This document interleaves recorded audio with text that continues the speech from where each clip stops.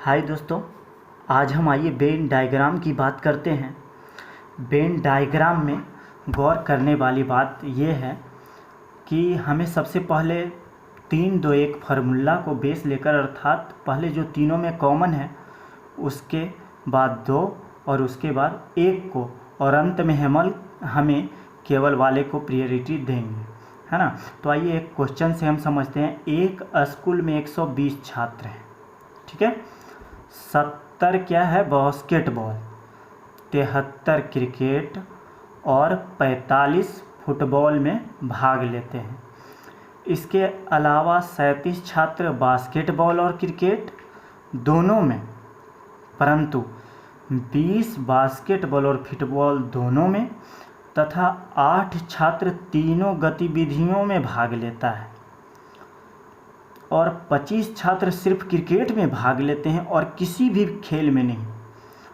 तो इस पे बेस्ड आइए क्वेश्चन को हम पढ़ते हैं। फर्स्ट क्वेश्चन दिया गया है, कितने छात्र सिर्फ बास्केटबॉल में भाग लेते हैं। दूसरा क्वेश्चन दिया गया है, कितने छात्र केवल एक खेल में भाग लेते हैं। और तीसरा क्वेश्चन दिया गया है, कितने छात्र सिर्फ फुटबॉल में भाग लेते हैं। आइए तो हम वेन आरेख को बनाते हैं, है ना। पहले हम क्या करेंगे, 3 वेन आरेख को खींच लेंगे और उसको फिर क्वेश्चन के अनुसार हम बैठाते चले जाएंगे। क्वेश्चन में क्या दिया गया है, 70 बास्केटबॉल खेलते, तो बास्केटबॉल 70 खेलते, है ना। 73 क्रिकेट खेलते हैं और 45 जो है फुटबॉल खेलते हैं। तो सबसे पहले हमें क्या करना है कि तीनों जो कॉमन है, तो 8 छात्र तीनों गतिविधियों में भाग लेता है, तो 8 को यहाँ हम कर दिए, है ना। फिर क्या कहा, इसके अलावा 37 छात्र बास्केटबॉल और क्रिकेट दोनों में, है ना। तो अब दोनों में देखेंगे कि बास्केटबॉल और क्रिकेट जो है, बास्केटबॉल और क्रिकेट दोनों में 37 खिलाड़ी भाग ले रहा है, तो 8 जो है ऑलरेडी तो भाग ले चुका है ना। तो बच कितना गया, तो 37 में से 8 हम घटाएंगे तो कितना बच जाएगा, 29, ठीक है। तो पहले वाले का काम खत्म। और क्रिकेट दोनों, तो फिर 20 बास्केटबॉल और फुटबॉल दोनों खेलता है। बास्केटबॉल और फुटबॉल कितना खेलता, 20, तो 8 तो ऑलरेडी ऐड हुआ है ना, तो 20 में से 8 चला गया तो कितना बचा, 12 हो गया। और फिर आइए अब आगे बढ़ते हैं हम। 8 छात्र तीनों गतिविधियों में भाग लेता, 25 छात्र सिर्फ क्या है, क्रिकेट में भाग लेते। अब ये तीनों का काम हो गया, तो फिर केवल वाले को हम लेंगे। तो 25 छात्र सिर्फ क्रिकेट में भाग लेते हैं, है ना। तो 25 छात्र सिर्फ क्रिकेट में भाग लेते हैं। तो आइए अब हम केवल वाले को फिर निकालते चलते हैं। बास्केटबॉल टोटल कितना खेलने वाला है, खेलने वालों की संख्या है 70, तो 29 और 8 37, 12 49 हो गया। तो फिर 70 में से 49 गया तो कितना, सिर्फ बास्केटबॉल खेलने वाले खिलाड़ी हो गए तो 21, ठीक है।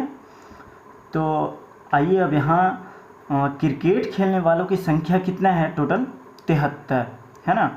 तो 25 और 29, 25 और 29, 29 × 5 = 34 और 20 = 54, 54 और 8 = 62।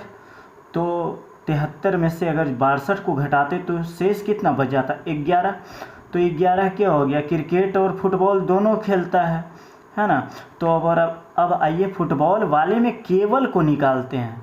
तो 12 8 20, 20 11 31, तो 31 हो गया। तो फुटबॉल टोटल कितना खेलता है, तो 45 में से 31 को हम घटा देंगे तो केवल वाला नहीं निकल जाएगा। केवल वाला मेरा कितना निकल गया, 14, ठीक है। तो आइए अब क्वेश्चन को हम देखते हैं, कितने छात्र सिर्फ बास्केटबॉल में भाग लेते हैं।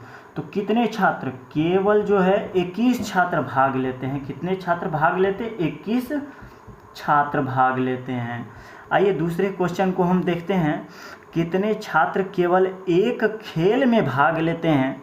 तो कितने छात्र केवल एक खेल में भाग लेते हैं, तो आइए सिर्फ बास्केटबॉल में खेलने वालों की संख्या 21 यहाँ है, और फुटबॉल में 14, और 21 और 14 कितना हो गया, 35। और फिर क्रिकेट में केवल खेलने वालों की संख्या कितना है, 25। तो 35 और 25 कितना हो गया, तो 21 प्लस 14 प्लस 25, 35 और 5 40, 20 60 हो गया केवल खेलने वालों की संख्या। कितने छात्र सिर्फ फुटबॉल में भाग लेते हैं? तो सिर्फ फुटबॉल में हमने क्या निकाल लिया है? 14, तो 14 यही हो गया, है ना। तो इस तरह की समस्या हम लोगों को बहुत ज़्यादा जो है फेस करना पड़ता था। तो एक प्रयास किया गया है कि कुछ से कुछ जो है मदद हमें मिले। थैंक्स। और यार दोस्तों, लाइक सब्सक्राइब शेयर किया करो यार। थैंक्स।